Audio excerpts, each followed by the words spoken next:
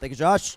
Thank you to the Lone Star Dogs, by the way, for their support over the last 4 years. And I've always said, if you want to know how to run a successful division, just pick off where Josh Mueller left off, and then there you go. Just do what he did. Okay, 6 minutes, very rapid fire. The biggest, with our policies, the biggest challenge we have is competing. I don't know if competing is the right word, but different interests, because we have everything from 4 and 5 million CSPs that are really doing their own thing, kind of like lone wolves, which is great, to brand new reps. So a couple things I'll want to talk about here. I'm going to try not to talk too fast with 6 minutes. Number one, and this is what I have learned personally and professionally, is you're always going to have to make someone mad. Don't try to make everyone happy. And I learned, kind of talking to Brian Carter about their policies, I learned this. My division coordinator and we are very diplomatic. Our leadership style is, let's form consensus, let's get everybody's opinion and feedback, let's take it to the team when we have an issue. And a lot of times, that is very effective. To be a diplomatic, inclusive, consensus-building leader can help you develop your team policy. However, at times, you just have to drop it all and realize that if there's a dispute, whether it's ROR or a charge or something, kind of like a referee in football, you're going to make half the people mad and half the people happy, and you'll never win. So you're going to have to drop some of that make everyone happy mentality sometimes, get out of that comfort zone and draw the line in the sand somewhere. And that's something that we've challenged ourselves with, because, again, both me and my division manager realized we're both that democratic style. Sometimes you just have to realize I'm tired of trying. Someone's going to be mad whatever I decide. Someone's going to be happy, so I'm just going to pick one with what is right and go with it. So that's the number one thing I would say. To help with that, again, it helps to have sort of an enforcer in ways when you delegate things. Now, I'm not saying you delegate the final decision out, but fortunately we have someone on our team, Dante Reynolds, who's pretty good at that. He's not a people pleaser as much as I am, and as an assistant, he's in charge of a lot of the charges we do for all of the show. So if there's a late fee or if we do some charges for not reporting stats later, something like that. So one of the things I realized when I gave him control of stats is a lot of times I would either forget to charge people for late stuff, or I was giving some people too much slack. So now it's a simple case, because I kind of delegate that role out. I say, Dante, charge this person, this person, this person here, because this. He just does it, and it's out of my sight, out of my mind. The people that get in charge probably don't remember anyways, but if they ever come to me, I'm just like, dude, we charged you. And I don't have to deal with someone trying to hassle me, negotiate with me, asking me to cut slack, because it's like, Dante, here are the charges. Charge this person this, charge this person that, and sometimes he just does it, and then it's like, boom, out of my hands. So it just puts a buffer between me and those reps that are always like, dude, come on, man, you know what happened, whatever. Well, I don't handle that. It's just, there it is. So an enforcer on your team, again, as the coordinator, you have to be the final say. However, in your delegation, if there's someone that's skilled in that, it can kind of help you out. Secondly, your policies on the team, policies, I think another thing I learned from Brian Carter a lot is don't have policies for policy's sake, and ask yourself in your team policies, are they getting in people's way? Okay. I don't necessarily preach less is more, but when you look at rules and regulations you have in place, when you're creating policies for your teams, they always have to be fluid. They have to be changing for your team's needs. And ask yourself, am I, as the coordinator, because of the control I have, the power, the influence, the policy-making roles I have, am I getting in people's way here? An example is we decided one issue we had on our team is we have a lot of successful Hall of Fame high-end CSPs, okay? And we recruit a lot of young kids every year, if not even more frequently than that, too.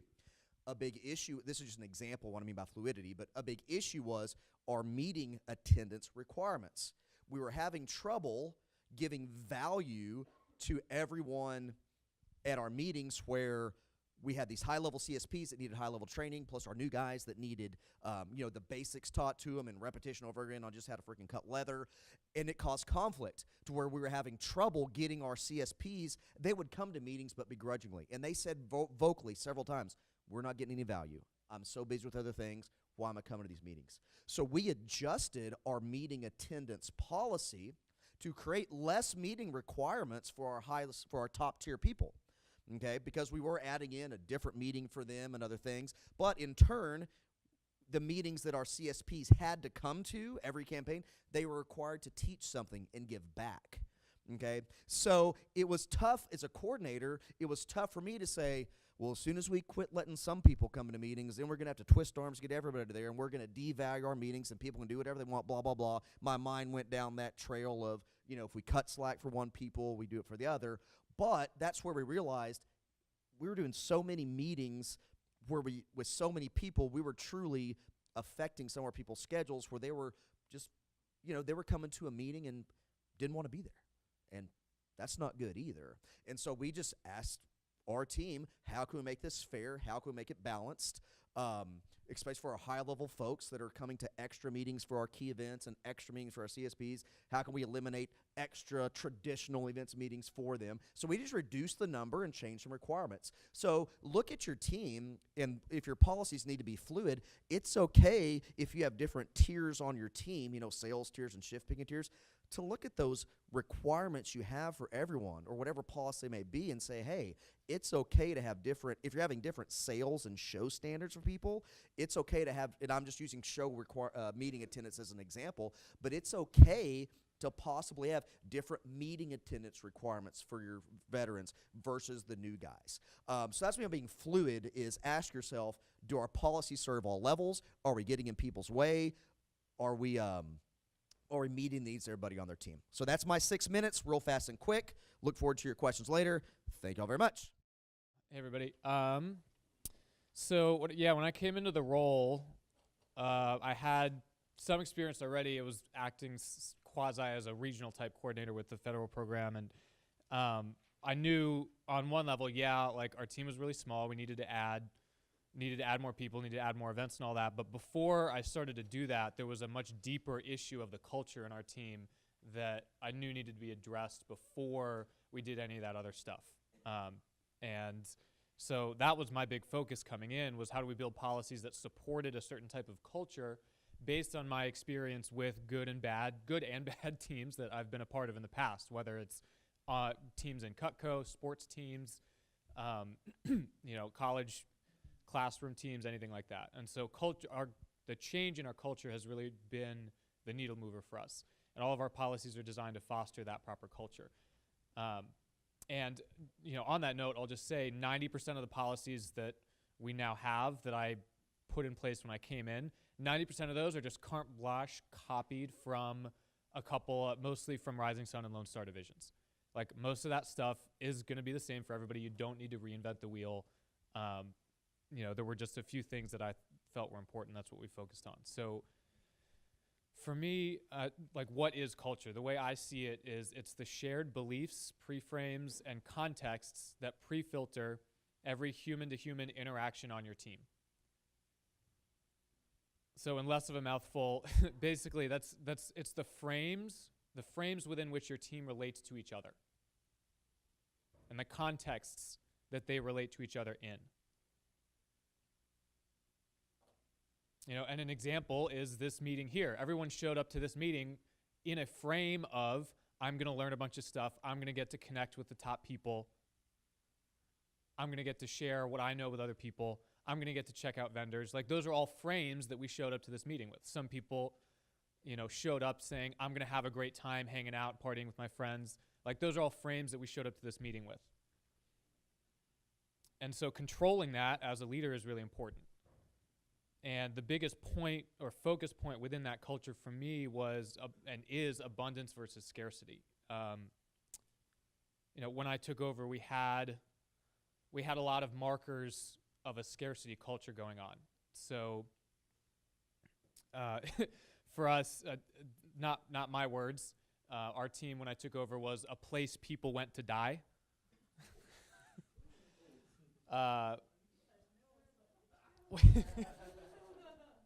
So what that means is, it was a place that people didn't want to be a part of. It was a place that had no support for people's continued growth.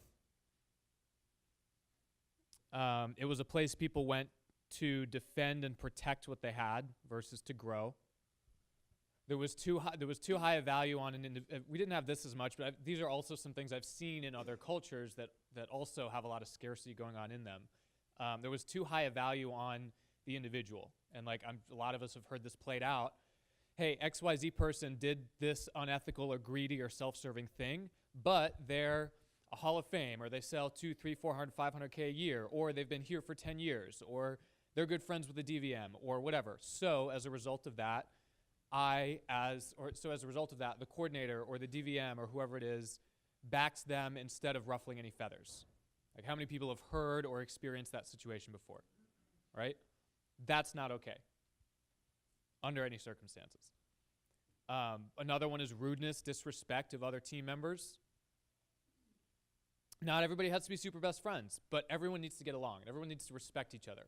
And everyone needs to know and come from the frame of we're all on this team trying to make everyone better, not trying to steal from other people, not trying to hold people down, walk on other people to get higher.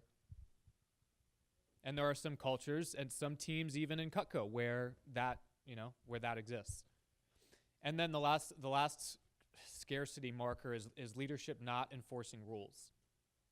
Basic things like knowing your scripts at an appropriate level, being at meetings if that's a rule, following your own policies, brushing in issues under the rug. As a leader, your job is to lead the team, and that's the whole reason we have policies, is so that you can make it not personal, but you can still enforce things. Like Patton was talking about, hey, you're late, you got charged. That's the rule. And so when you don't enforce those basic things, it's kind of like bullies in a schoolyard. Like, why do people bully? It's not actually because, they're not being loved at home. Like, the science we understand about bullying is that people do it because they can get away with it. Well, all these bad scarcity habits show up because they're allowed to show up by leadership who doesn't enforce them not being allowed to show up. And so we came in, and so I came in wanting to change a lot of that. And so a lot of the things that I looked for and that we tried to put in place, first off, is an actual team environment versus a bunch of individuals who sell Cutco in the same area. And so what that meant for me was, reminding everyone the DVM owns the events. I simply coordinate the running of those events. And if you're not going to play as part of the team, you can go sell Cutco a different way. Creating a culture people want to be a part of. And I got 10 seconds here, so I'll rattle through these quickly. Team needs coming before individual needs. Policies and standards enforced by everyone on the team and everyone holding each other accountable. And decisions made from a place of abundance. I think that's the biggest one. And being ready to call people out on that. Hey, I know you're feeling this way now. Are you feeling that way because of some scarcity that's going on with you? Or is that really the best abundant choice for the team? How can I contribute versus what can I take? ROR, I have a ROR policy that is not what most people have, but we find it's actually really effective in supporting our culture. You can ask me about that later if you like. Mutually supportive programs, mistakes. Mutually supportive programs as well. Everyone events trained, including DMs. Our DMs working together to help the team grow more, help add their people, them working themselves. And when you're doing all of these things and you're coming from those frames, a lot of mistakes get forgiven. Like, I made a lot of mistakes this year, and nobody on my team really cared because we had the culture right. And I guess that's what I'll leave it at. All right. Well, thank you, Josh, and thank you all. I do just want to say, I don't want it to slide by, I am a co-coordinator with Kelly Martins. I don't think any program over $1 million can grow consistently with one coordinator, but that's my own beat. When I took over in 2014, we had some bare policies. We had a sort of a framework of things in place, but they were limited in scope. They were inconsistently enforced. They were poorly communicated, and they were rarely reassessed. And what happens is that when you're in an environment like that, people don't feel secure. And it's hard to talk to people about a long-term opportunity. It's hard to talk to people about growing that opportunity with you if you're not coming from this place of security. So throughout the last few years, we've reassessed every policy we have. Everything's on the table. What is the objective? You know, kind of these are the questions that we ask. Like, what is the objective of the policy? What are other teams doing? You know, what are best practices out there? How will it benefit the team? That was another big one. And what will happen if we don't follow through? Like if we just maintain the status quo and keep doing what we're doing, what is the results we're going to get, and is that acceptable for us? When I took over, I was an interim coordinator. And so at first, I didn't know if my role was to maintain what we had or to enact that change. But I realized that as long as I was going to be in that role, I wanted to try and make as positive a mark as we possibly could. So that being said, I've got a handout. And honestly, everything that I would like to cover over about 30 minutes with you, it's in that handout. And so my big thing I always say is that good policies prevent us from having to solve the same problems over and over again. That's really the goal. I find a lot of times we spin wheels over and over again. Guys, we don't constantly spend time figuring out how to sell a set to a new customer. We take what's working, that's propagated by the field, and we just continue doing that. When it comes down to introducing new policies, though, if you're coming from a place where you think your framework you're operating from is not what it could or should be, honestly, like this community is so giving. When I first took over, I reached out to Curtis and Jason and Patton and Josh and so many people because no one really trained me to do it. I didn't really know what I was doing, but I'm just a system guy. I'm a program guy. And they were very open. And I will tell you, any one of y'all could probably take the policy document from any top 10 division, bring it to your team, and it would probably be better than what a lot of places currently have in order. But the important thing is how you roll it out. Okay? And that's the mistake I've seen some people make. You find an area of growth, you find an area of opportunity, but you don't respect the process of how to introduce it. You're not being strategic in the way that you're bringing this to the team, even if you know it's in the best interest of the team. And that's one of the reasons I think consistency and leadership is very important. That's one of the reasons why we needed more than just me. We needed Kelly as well. That's the reason why I think you need to talk a long-term vision with your team. To go through the steps here really quick, you want to start by defining best practices. Be curious and be humble. That's the thing I always say. Be curious and be humble. Don't operate from a framework where you're assuming you already know all the best answers. Guys, we steal from the best and we steal with pride. Okay? Welcome to Texoma. Welcome to TGP. And that's one of the reasons we're very open. Anytime, most of y'all know we have a website we set up years ago. People ask me all the time, hey, can we take stuff from your website? And I'm like, you should. It's super good. Okay? When I was doing a policy document, I was like, I don't know how to do this. Patto, can I take yours and just kind of reframe it with our own stuff? And he goes, yeah. I was like, can you send me the file? Okay. I was like, I don't want to retype all that. That sounds like work. When and where do you bring up potential changes? You need to identify influencers in your organization. Communicate with them early and often. And need to create space for people's perspective to be heard. By the way, influencers is not always the people you're thinking it is. Okay? Influencers can be top DMs in your organization. Influencers are always your DVM. Always your DVM. Always your DVM. I have the most hands-off DVMs in the company, and I think the reason is why is that we are totally open and transparent, and we're very inclusive with them. Okay? In December, Josh very generously came up and spent a day with us, and it was me and Josh and two division managers for 8 hours just doing event stuff. Okay? And you know, that's a process to get to that point, but you need to make sure that your top reps, you need to make sure your CSPs, your leaders, your veterans, your coordinators, your assistants, you should take their temperature before you go to a group. I've never brought anything from a group before I didn't already have a basic idea how that conversation was probably going to go, but that didn't stop me from giving people the chance to be heard. Facilitate a group conversation with those influencers. It's got the steps on there, but you need to start by always beginning with the objective. Like, for instance, you know, we went in one of our meetings and said, guys, we need to book more events. When I took over, we did 35 events my first year. It's okay to laugh, okay? That's a sad, sad number. I'm with you, all right? I agree, okay? We did 35 events, so we went to the team and said, we need to book more events. That's our goal, that's our objective, but what we currently have in place is not accomplishing that. Here's a couple things other teams are doing. Here's the solution they found to that problem. Let's talk this out. Let's see if this is something we can agree to implement. Okay?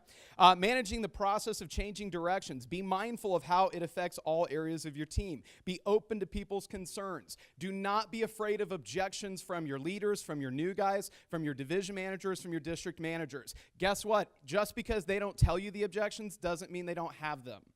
It is better for you to know and let you address it head on. Okay, when I, as a manager, you know, going through certain areas in the PR program or areas like that, I remember when I was a newer manager, I would be afraid of getting that objection in front of a group that would, you know, I didn't know how to handle or it would make me look bad. And I had my division manager, John Carpenter, you know, he gave me some wisdom, and he said, man, if they're feeling that, they're feeling that, and if they're not willing to say it in front of you, they'll say it behind you. Okay? Be in front of it. Let them be heard. Okay, try to be inquisitive and don't react emotionally. When it comes to the rollout and the review, we never start policies right away. We discuss, we vote, we go through that process, and then it starts the next campaign. Okay? There needs to be time. And even within that rollout, we'll spend a month usually of just kind of doing some general reminders, and not doing that crazy harsh enforcement. And then the last thing is generating buy-in. When people have a voice in the process, they're less resistant to change. But you have to take every opportunity to highlight how this change has positively enhanced your team. You will see it, but you guys have a larger vision of the playing field, okay? You're not like the quarterback, you're the coach. You see the big picture. Your team doesn't always see that. You need to connect the dots for them for how this change has enhanced the team and their experience. Okay? Last notes on there, once policies are established, document everything with a policy document. Make sure it's easily available to every single person in the program. If any of you want ours, just hit me up for the website later. Take ours, use it as a framework, and then just do your own, because that's what I did with Patton Sides. Thank you, Patto. Okay? Enforce standards in policies openly, transparently, and consistently. No one is bigger than the team. Does your team know what they're supposed to do if they have an issue with you? Not going to the DVM crying to mom or dad, but do they know the process and policies for that? Because they should, because you're a human too and you're not perfect, all right? My guys know exactly how they're supposed to handle that. My division managers don't adjudicate it, but they call in someone they trust, like Josh, like Curtis, like Luke Mills. That can be an impartial voice into that process. And the last thing is, don't take your team's perspective for granted. Make sure everyone knows how policies can be reviewed and updated. It is the coordinator's responsibility to periodically review why your policies are in place. You have good policies that were set years before a lot of your team was on the team, and they don't know why they're there. Your next meeting, you should take a chance to resell them on why and see if the landscape has changed. Thank you very much.